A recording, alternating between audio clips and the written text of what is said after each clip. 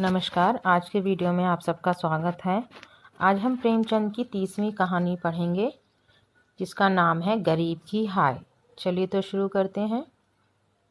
मुंशी राम सेवक भौंई चढ़ाए हुए घर से निकले और बोले, इस जीने से तो मरना भला है।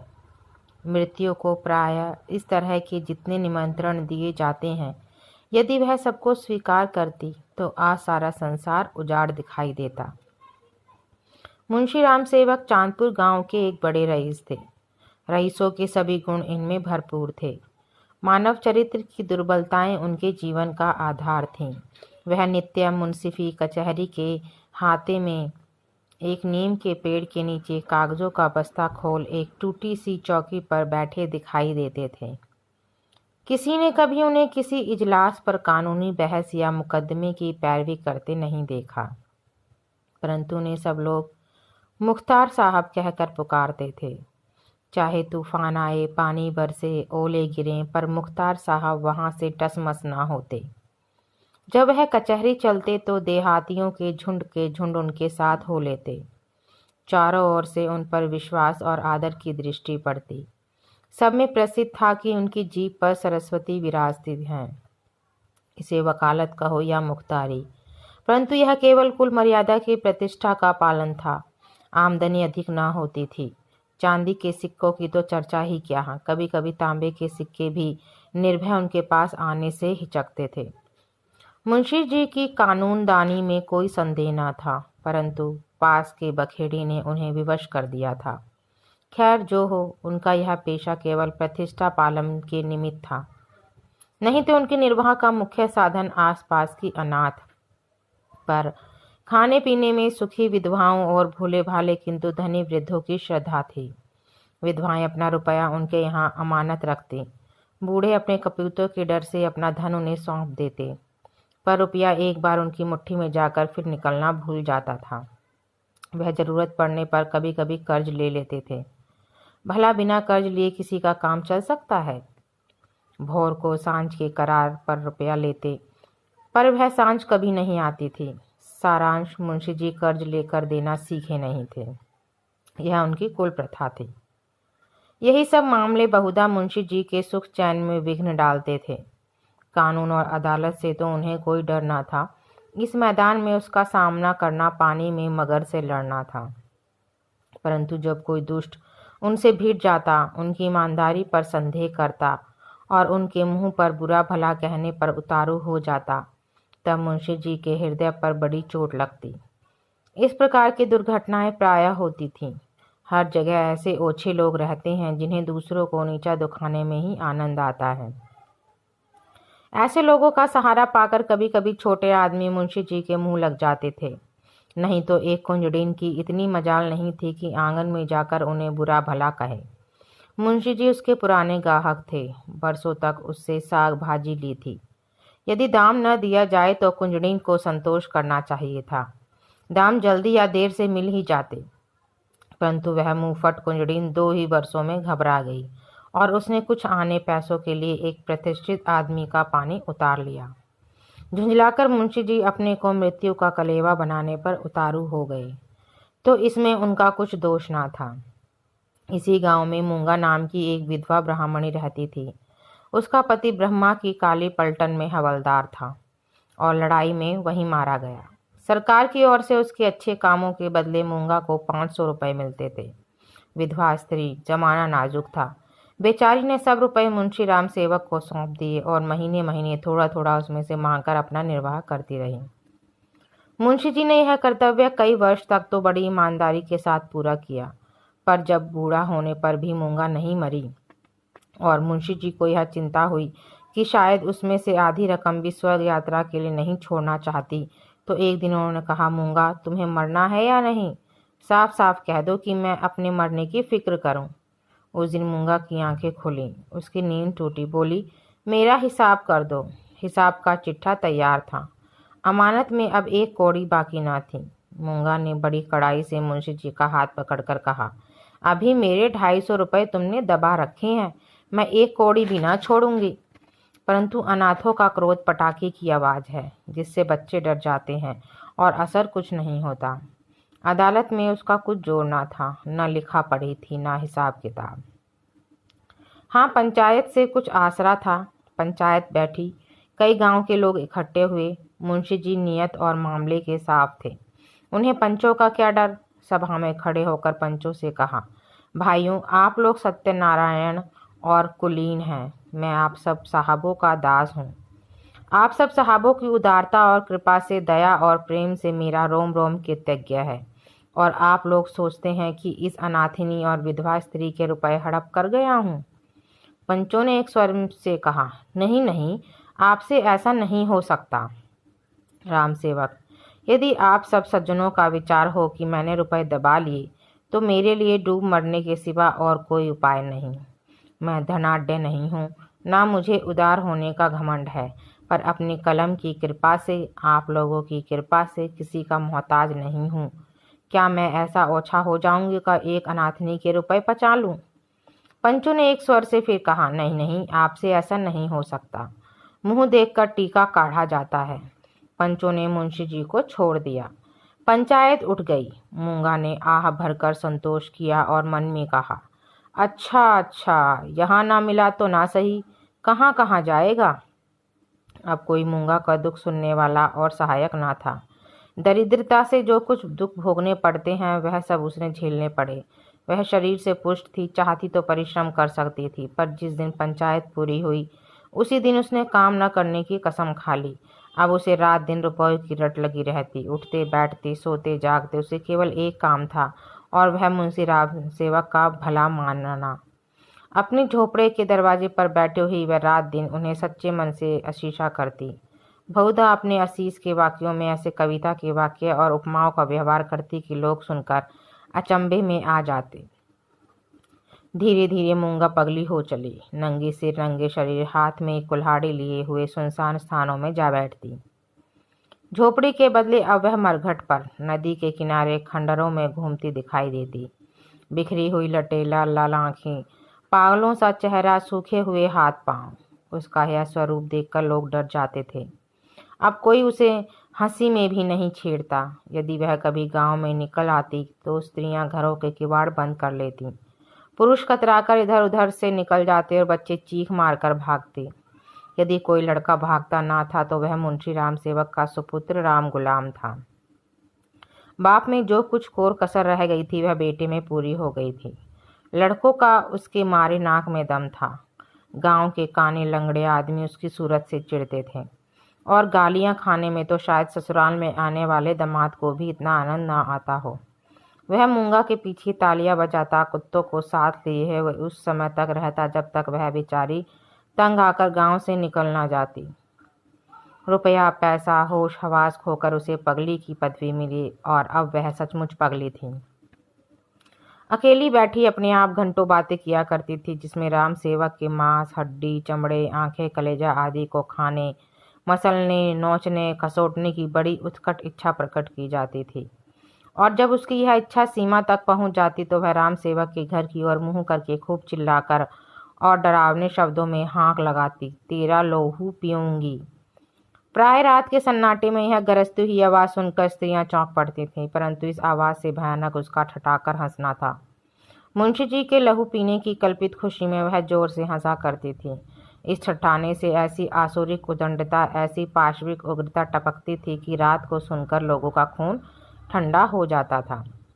मालूम होता मानो सैकड़ों उल्लू एक साथ हंस रहे हैं। मुंशी राम सेवक बड़े हौसले और कलेजे के आदमी थे। ना उन्हें दीवानी का डर था, ना फौजदारी का, परंतु मूंगा के इन डरावने शब्दों को सुनकर वह भी सहम जाते। हमें मनुष्य के न्याय का डर ना हो, परंतु ईश्वर के न्याय का डर प्रत्येक मनुष्य के मन में कभी कभी ऐसी ही भावना उत्पन्न कर देता है। उनसे अधिक उसकी स्त्री के मन में। उनकी स्त्री बड़ी ही चतुर थी। वह उनको इन सब बातों में प्राय सलाह दिया करती थी। उन लोगों की भूल थी जो लोग कहते थे कि मुंशी जी की जीभ पर सरस्वती विराजती है। वह गुण तो उनकी स्त्री को प्राप्त था। बोलने में वह उतनी ही तेज थी जितना मुंशी जी लिखने में थे, और यह दोनों स्त्री पुरुष प्राय अपनी अवश दशा में सलाह करते कि अब क्या करना चाहिए। आधी रात का समय था। मुंशी जी नित्य नियम के अनुसार अपनी चिंता दूर करने के लिए शराब के 2-4 घूंट पीकर सो गए थे। यकायक मूंगा ने उनके दरवाजे पर आकर जोर से हाँक लगाई, तेरा लहू पीऊंगी, और खूब खिलखिलाकर हंसी। मुंशी जी यह भयावह ठहाका सुनकर चौंक पड़े। डर के मारे पैर थर थर कांपने लगे, कलेजा धक धक करने लगा। दिल पर बहुत जोर डालकर उन्होंने दरवाज़ा खोला, जाकर नागिन को जगाया। नागिन ने झुंझलाकर कहा, क्या है, क्या कहते हो? मुंशी जी ने दबी आवाज़ से कहा, वह दरवाजे पर खड़ी है। नागिन उठ बैठी। क्या कहती है? तुम्हारा सिर क्या दरवाजे पर आ गई? हाँ, आवाज़ नहीं सुनती हो? नागिन मूंगा से नहीं परंतु उसके ध्यान से बहुत डरती थी, तो उसे भी उस विश्वास था कि मैं बोलने में उसे जरूर नीचा दिखा सकती हूँ। संभल कर बोली, कहो तो मैं उससे दो दो बातें कर लूँ, परंतु मुंशी जी ने मना किया। दोनों आदमी पैर दबाए ड्योढ़ी में गए और दरवाजे से झांक कर देखा। मूंगा की धुंधली मूरत धरती पर पड़ी थी और उसकी सांस तेजी से चलती हुई सुनाई देती थी। राम सेवक के लहू मांस की भूख में वह अपना लहू और मांस सुखा चुकी थी। एक बच्चा भी उसे गिरा सकता था, परंतु उससे सारा गांव थर थर कांपता था। हम जीते मनुष्य से नहीं डरते, पर मुर्दे से डरते हैं। रात गुजरी, दरवाज़ा बंद था, पर मुंशी जी और नागिन ने बैठकर रात काटी। मूंगा भीतर नहीं घुस सकती थी, पर उसकी आवाज़ को कौन रोक सकता था? मूंगा से अधिक डरावनी उसकी आवाज़ थी। भोर को मुंशी जी बाहर निकले और मूंगा से बोले, यहाँ क्यों पड़ी है? मूंगा बोली, तेरा लहू पीऊंगी। नागिन ने बल खाकर कहा, तेरा मुंह झुलस दूंगी। पर नागिन के विष ने मूंगा पर कुछ असर न किया। उसने जोर से ठाका लगाया। नागिन खिसियानी सी हो गई। हंसी के सामने मुंह बंद हो जाता है। मुंशी जी फिर बोले, यहाँ से उठ जा। ना उठूंगी। कब तक पड़ी रहेगी? तेरा लहू पीकर जाऊंगे। मुंशी जी की प्रखर लेखनी का यहाँ कुछ जोर ना चला और नागिन की आग भरी बातें यहाँ सर्द हो गईं। दोनों घर में जाकर सलाह करने लगे, यह बला कैसे टलेगी? इस आपत्ति से कैसे छुटकारा होगा? देवी आती है तो बकरे का खून पीकर चली जाती है, पर यह डायन मनुष्य का खून पीने आई है। वह खून जिसका अगर एक बूंद भी कलम बनाने के समय निकल पड़ती थी तो अठवार और महीने सारे कुनबे को अफसोस रहता और यह घटना गांव में घर घर फैल जाती। क्या वही लहू पीकर मूंगा का सूखा शरीर हरा हो जाएगा? गांव में यह चर्चा फैल गई, मूंगा मुंशी जी के दरवाजे पर धरना दिए बैठी है। मुंशी जी के आगमन में गांव वालों को बड़ा मजा आता था। देखते देखते सैकड़ों आदमियों की भीड़ लग गई। इस दरवाजे पर कभी कभी भीड़ लगी रहती थी। यह भीड़ राम गुलाम को पसंद न थी। मूंगा पर उसे ऐसा क्रोध आ रहा था कि उसका वश चलता तो वह इसे कुएं में ढकेल देता। इस तरह का विचार उठते ही राम गुलाम के मन में गुदगुदी समा गई और वह बड़ी कठिनता से अपनी हंसी रोक सका। आहा, वह कुएं में गिरती तो क्या मजे की बात होती, परंतु यह चुड़ैल यहाँ से टलती ही नहीं, क्या करूं? मुंशी जी के घर में एक गाय थी जिसे खाली दाना और भूसा तो खूब खिलाया जाता, पर वह सब उसकी हड्डियों में मिल जाता। उसका ढांचा पुष्ट होता जाता था। राम गुलाम ने उसी गाय का गोबर एक हांडी में घोला और सब का सब बेचारी मूंगा पर उड़ेल दिया।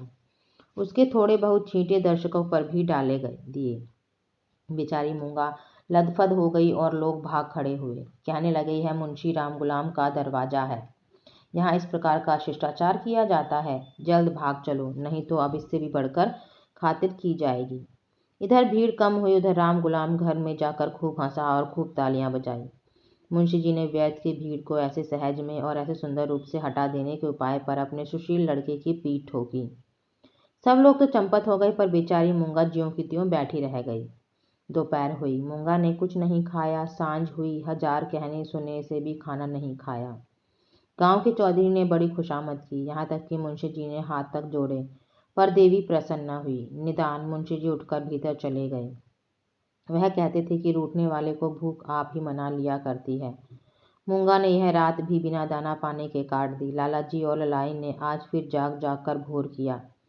आज मूंगा की गरज और हंसी बहुत कम सुनाई पड़ती थी। घर वालों ने समझा बला टली। सवेरा होते ही जो दरवाजा खुला देखा तो वह अचेत पड़े थे। मुंह पर मक्खियां भिनभिना रही है और उसके प्राण पखेरु उड़ चुके हैं। वह इस दरवाजे पर मरने ही आई थी जिसने उसके जीवन की जमा पूंजी हर ली थी। उसी को अपनी जान भी सौंप दी, अपने शरीर की मिट्टी तक उसको भेंट कर दी। धन से मनुष्य को कितना प्रेम होता है। धन अपनी जान से भी ज्यादा प्यारा होता है, विशेषकर बुढ़ापे में। ऋण चुकाने के दिन ज्यों-ज्यों पास आते जाते थे, त्यों-त्यों उसका ब्याज बढ़ता जाता है। यह कहना यहाँ व्यर्थ है कि गांव में इस घटना से कैसी हलचल मची और मुंशी राम सेवक कैसे अपमानित हुए। एक छोटे से गांव में ऐसी असाधारण घटना होने पर जितनी हलचल हो सकती, उससे अधिक ही हुई। मुंशी जी का अपमान जितना होना चाहिए था, उससे बाल बराबर भी कम न हुआ। उनका बचा खुचा पानी भी इस घटना से चला गया। अब गांव का चमार भी उनके हाथ का पानी पीने का, उन्हें छूने का रवादार न था। यदि किसी के घर से कोई गाय खूंटे पर मर जाती है तो वह आदमी महीने द्वार द्वार भीख मांगता है फिरता है। न नाई उसकी हजामत बनावे, न कहार उसका पानी भरे, न कोई उसे छुए। यह गो हत्या का प्रायश्चित था। ब्रह्म हत्या का दंड तो इससे भी कड़ा है और इसमें अपमान भी बहुत है। मूंगा यह जानती थी और इसलिए इस दरवाजे पर आकर मरी थी। वह जानती थी मैं जीते जी तो कुछ नहीं कर सकती, मरकर उससे बहुत कुछ कर सकती हूँ। गोबर का उपला जब जलकर खाक हो जाता है तब साधु संत उसे माथे पर चढ़ाते हैं। पत्थर का ढेला आग में जलाकर आग से अधिक तीखा और मारक होता है। मुंशी राम सेवक कानूनदा थे। कानून ने उन पर कोई दोष नहीं लगाया था। मूंगा किसी कानूनी दफा के अनुसार नहीं मरी थी। ताजीरात हिंद में उसका कोई उदाहरण नहीं मिलता था, इसलिए जो लोग उनसे प्रायश्चित करवाना चाहते थे उनकी भारी भूल थी। कुछ हर्ज नहीं, कहार पानी न भरे ना सही, वह पानी भर लेंगे। अपना काम आप करने में भला लाज ही क्या। बला से नाई बाल न बनावेगा, हजामत बनाने का काम ही क्या है। दाढ़ी बहुत सुंदर वस्तु है। दाढ़ी मर्द की शोभा और श्रृंगार है, और जो फिर बालों से ऐसी घिन होगी तो एक एक आने में तो अस्तूरे मिलते हैं। धोबी कपड़े ना धोएगा, इसकी भी कुछ परवाह नहीं। साबुन तो गली गली कोड़ियों के मोल आता है। एक ही बट्टी साबुन में दर्जनों कपड़े ऐसे साफ हो जाते हैं जैसे बगुले के पर। धोबी क्या खाकर ऐसा साफ कपड़ा धोएगा। पत्थर पर पटक पटक कर कपड़ों का लत्ता निकाल लेता है। आप पहने, दूसरों को भाड़े पर पहनाए, भट्टी में चढ़ाए, रेहे में भिगोए, कपड़ों की तो दुर्गति कर डालता है। जब ही तो कुर्ते 2-3 साल से अधिक नहीं चलते, नहीं तो दादा हर 5वें बरस 2-3 अचकन और 2 कुर्ते बनवाया करते थे। मुंशी राम सेवक और उनकी स्त्री ने दिन भर तो यूं ही कहकर अपने मन को समझाया। सांझ होते ही उनकी तर्कनाएं शिथिल हो गईं। अब उनके मन पर भय ने चढ़ाई की। जैसे जैसे रात बीतती थी, भय भी बढ़ता जाता था। बाहर का दरवाजा भूल से खुला रह गया था, पर किसी की हिम्मत न पड़ती थी कि जाकर बंद तो कराए। निदान नागिन ने हाथ में दिया लिया, मुंशी जी ने कुल्हाड़ा, राम गुलाम ने कंडासा। इस ढंग से तीनों आदमी चौंकते हिचकते दरवाजे पर आए। यहाँ मुंशी जी ने बहादुरी से काम लिया। उन्होंने निधड़क दरवाजे से बाहर निकलने की कोशिश की। कांपते हुए पर ऊंची आवाज में नागिन से बोले, तुम व्यर्थ डरती हो। वह क्या यहाँ बैठी है? पर उनकी प्यारी नागिन ने उन्हें अंदर खींच लिया और झुंझलाकर बोली, तुम्हारा यह लड़कपन तो अच्छा नहीं। यह दंगल जीतकर तीनों आदमी रसोई के कमरे में आए और खाना पकने लगा। परंतु मूंगा उनकी आंखों में घुसी हुई थी। अपनी परछाई को देखकर मूंगा का भय होता था। अंधेरे कोने में मूंगा बैठी मालूम होती थी। वही हड्डियों का ढांचा, वही बिखरे हुए बाल, वही पागलपन, वही डरावनी आंख। मूंगा का नख सिख दिखाई देता था। इस कोठरी में आटे दाल के कई मटके रखे हुए थे। वहां कुछ पुराने चीथड़े भी पड़े हुए थे। एक चूहे को भूख ने बेचैन किया। मटकों ने कभी अनाज की सूरत न देखी थी, पर सारे गांव में मशहूर था कि इस घर के चूहे गजब के डाकू हैं। तो वह उन दानों की खोज में जो मटकों से कभी नहीं गिरे थे, रेंगता हुआ इस चीथड़े के नीचे आ निकला। कपड़ों में खड़खड़ाहट हुई। फैले हुए चीथड़े मूंगा की पतली टांगे बन गईं। नागिन देखकर झिझकी और चीख उठी। मुंशी जी बदहवास होकर दरवाजे की ओर लपके। राम गुलाम दौड़कर उनकी टांगों से लिपट गया। चूहा बाहर निकल आया। उसे देखकर इन लोगों के होश ठिकाने हुए। अब मुंशी जी साहस करके मटके की ओर चले। नागिन ने कहा, रहने भी दो, देख ली तुम्हारी मर्दानगी। मुंशी जी अपनी प्रिया नागिन के इस अनादर पर बहुत बिगड़े। क्या तुम समझती हो मैं डर गया? भला डर की क्या बात थी? मूंगा मर गई, क्या वह बैठी है? मैं कल नहीं दरवाजे के बाहर निकल गया था। तुम रोकती रही, मैं ना माना। मुंशी जी की इस दलील ने नागिन को निरुत्तर कर दिया। कल दरवाजे के बाहर निकल जाना या निकलने की कोशिश करना साधारण काम न था। जिसके साहस का ऐसा प्रमाण मिल चुका हो उसे डरपोक कौन कह सकता है। यह नागिन की हठधर्मी थी। खाना खाकर तीनों आदमी सोने के कमरे में आए, परंतु मूंगा ने यहाँ भी पीछा ना छोड़ा। बातें करते थे, दिल को बहलाते थे। नागिन ने राजा हरदौल और रानी सारंदा की कहानी कही। मुंशी जी ने फौजदारी के कई मुकदमों का हाल कह सुनाया, परंतु तो भी इन उपायों से भी मूंगा की मूर्ति उनकी आंखों के सामने से न हटती थी। जरा खटखटाहट होती तब तीनों चौंक पड़ते। उधर पत्तियों में सनसनाहट हुई कि इधर तीनों के रोंगटे खड़े हो गए। रह रहकर एक धीमी आवाज धरती के भीतर से उनके कानों में आती थी, तेरा लहू पीऊंगी। आधी रात को नागिन नींद से चौंक पड़ी। वह इन दिनों गर्भवती थी। लाल लाल आंखों वाली, तेज और नुकीली दांतों वाली मूंगा उसी की छाती पर बैठी हुई जान पड़ती थी। नागिन चीख पड़ी, बावली की तरह आंगन में भाग आई और यकायक धरती पर चित गिर पड़ी। सारा शरीर पसीने पसीने हो गया। मुंशी जी भी उसकी चीख सुनकर चौंके, पर डर के मारे आंख न खुली। अंधों की तरह दरवाजा टटोलते रहे। बहुत देर के बाद उन्हें दरवाजा मिला। आंगन में आए। नागिन जमीन पर पड़ी हाथ पांव पटक रही थी। उसे उठाकर भीतर लाए, पर रात भर उसने आंखें न खोली। भोर को अकबक पकने लगी। थोड़ी देर में ज्वर आया, बदन लाल तवासा हो गया। सांझ होते होते सन्निपात आया और आधी रात के समय जब संसार में सन्नाटा छाया हुआ था, नागिन इस संसार से चल बसी। मूंगा के डर ने उसकी जान ली। जब तक मूंगा जीती रही, वह नागिन की फुफकार से सदा डरती रही। पगली होने पर भी उसने कभी नागिन का सामना नहीं किया, पर अपनी जान देकर उसने आज नागिन की जान ली। भय में बड़ी शक्ति है। मनुष्य हवा में एक गिरह भी नहीं लगा सकता, पर इसने हवा में एक संसार रच डाला।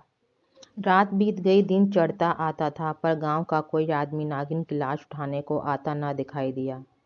मुंशी जी घर घर घूमे, पर कोई ना निकला। भला हत्यारे के दरवाजे पर कौन जाए? हत्यारे की लाश कौन उठाए? इस समय मुंशी जी का रोब-दाब, उनकी प्रबल लेखनी का भय और उनकी कानूनी प्रतिभा एक भी काम न आई। चारों ओर से हारकर मुंशी जी फिर अपने घर आए। यहाँ उन्हें अंधकार ही अंधकार दिखता था। दरवाजे तक तो आए, पर भीतर पैर नहीं रखा जाता था। न बाहर ही खड़े रह सकते थे। बाहर मूंगा थी, भीतर नागिन। जी को कड़ा करके हनुमान चालीसा का पाठ करते हुए घर में घुसे। उस समय उनके मन पर जो बीतती थी वही जानते थे। उनका अनुमान करना कठिन है। घर में लाश पड़ी हुई, ना कोई आगे ना पीछे। दूसरा ब्याह तो हो सकता था। अभी इसी फागुन में तो 50वां लगा है, पर ऐसी सुयोग्य और मीठी बोली वाली स्त्री कहाँ मिलेगी? अफसोस, अब तगादा करने वालों से बहस कौन करेगा? कौन उन्हें निरुत्तर करेगा? लेन देन का हिसाब किताब कौन इतनी खूबी से करेगा? किसकी कड़ी आवाज तीर की तरह तगादेदारों की छाती में चुभेगी? यह नुकसान अब पूरा नहीं हो सकता। दूसरे दिन मुंशी जी लाश को एक ठेले गाड़ी पर लादकर गंगा जी की तरफ चले। शव के साथ जाने वालों की संख्या कुछ भी न थी। एक स्वयं मुंशी जी, दूसरे उनके पुत्र रतन राम गुलाम जी। इस बेइज्जती से मूंगा की लाश भी नहीं उठी थी। मूंगा ने नागिन की जान लेकर भी मुंशी जी का पिंड न छोड़ा। उनके मन में हर घड़ी मूंगा की मूर्ति विराजमान रहती थी। कहीं रहते उसका ध्यान इसी ओर रहा करता था। यदि दिन बहलाव का कोई उपाय होता तो शायद वह इतने बेचैन न होते, पर गांव का एक पुतली भी उनके दरवाजे की ओर न झांकता था। बेचारे अपने हाथों पानी भरते, आप ही बर्तन धोते। सोच और क्रोध, चिंता और भय, इतने शत्रुओं के सामने एक दिमाग कब तक ठहर सकता? विशेषकर वह दिमाग जो रोज रोज कानून की बहसों में खर्च हो जाता था। अकेले कैदी की तरह उनके 10-12 दिन तो ज्यों त्यों कर कटे। 14वें दिन मुंशी जी ने कपड़े बदले और बोरिया बस्ता लिए हुए कचहरी चले। आज उनका चेहरा कुछ खुला हुआ था। जाते ही मेरे मुवक्किल मुझे घेर लेंगे, मेरी मातम कुर्सी करेंगे, मैं आंसुओं की 2-4 बूंदें गिरा दूंगा, फिर बेनामों, रहनामों और सुलहनामों की भरमार हो जाएगी। मुट्ठी गर्म होगी, शाम को जरा नशे पानी का रंग जम जाएगा, जिसके छूट जाने से जी और भी उचाट हो रहा था। इन्हीं विचारों में मग्न मुंशी जी कचहरी पहुंचे, पर वहां रहनामों की भरमार और बेनामों की बाढ़ और मुवक्किलों की चहल पहल के बदले निराशा की रेतीली भूमि नजर आई। बस्ता खोले घंटे बैठे रहे, पर कोई नजदीक भी न आया। किसी ने इतना भी न पूछा कि आप कैसे हैं। नए मुवक्किल तो खैर बड़े बड़े पुराने मुवक्किल, जिनका मुंशी जी से कई पीढ़ियों से सराकार था, आज उनसे मुंह छिपाने लगे। वह नालायक और अनाड़ी रमजान, जिसकी मुंशी जी हंसे उड़ाते थे और जिसे शुद्ध लिखना भी न आता था, गोपियों में कन्हैया बना हुआ था, वह रे भाग गए। मुवक्किलों यूं मुंह फेर चले जाते थे, मानो कभी की जान पहचानी ही नहीं। दिन भर कचहरी की खाक छानने के बाद मुंशी जी अपने घर चले। निराशा और चिंता में डूबे हुए ज्यों ज्यों घर के निकट जाते थे, मूंगा का चित्र सामने आता जाता था। यहाँ तक कि जब घर का द्वार खोले और 2 कुत्ते, जिन्हें राम गुलाम ने बंद कर रखा था, झटपट बाहर निकले, तो मुंशी जी के होश उड़ गए। एक चीख मारकर जमीन पर गिर पड़े। मनुष्य के मन और मस्तिष्क पर भय का जितना प्रभाव होता है उतना और किसी शक्ति का नहीं। प्रेम, चिंता, निराशा, हानि, यह सब मन को अवश्य दुखी करते हैं। यह हवा के हल्की झोंके हैं और भय प्रचंड आंधी है। मुंशी जी पर इसके बाद क्या बीती मालूम नहीं। कई दिन तक लोगों ने उन्हें कचहरी जाते और वहां से मुरझाए हुए लौटते देखा। कचहरी जाना उनका कर्तव्य था और यद्यपि वहां मुवक्किलों का अकाल था, तो भी तगादे वालों से गला छुड़ाने और उनको भरोसा दिलाने के लिए अब यही एक लटका रह गया था। इसके बाद वह कई महीने तक दिख ना पड़े, बद्रीनाथ चले गए। एक दिन गांव में एक साधु आया, भभूत रमाए, लंबी लंबी जटाएं, हाथ में कमंडल। इसका चेहरा मुंशी राम सेवक से बहुत मिलता जुलता था, बोलचाल भी अधिक भेद न था। वह एक पेड़ के नीचे धुनी रमाए बैठा रहा। उसी रात को मुंशी राम सेवक के घर धुआं उठा, फिर आग की ज्वाला दिखने लगी और आग भड़क उठी। गांव के सैकड़ों आदमी दौड़े आग बुझाने के लिए, नहीं तमाशा देखने के लिए। एक गरीब की हाय में कितना प्रभाव है। राम गुलाम मुंशी जी के गायब हो जाने पर अपने मामा के यहाँ चला गया और वहाँ कुछ दिनों रहा, पर वहाँ उसकी चाल ढाल किसी को पसंद न आई। एक दिन उसने किसी के खेत में मूली नोची। उसने 2-4 धौल लगाए। उस पर वह इस तरह बिगड़ा कि जब उसके चने खलिहान में आए तो उसने आग लगा दी। सारा का सारा खलिहान जलकर खाक हो गया। हजारों रुपए का नुकसान हुआ। पुलिस ने तहकीकात की, राम गुलाम पकड़ा गया। इसी अपराध में वह चुनार के रिफॉर्मेटरी स्कूल में मौजूद है। तो आप सबको ये कहानी कैसी लगी कमेंट बॉक्स में ज़रूर लिखना और इसे अधिक से अधिक लोगों को शेयर करना। धन्यवाद।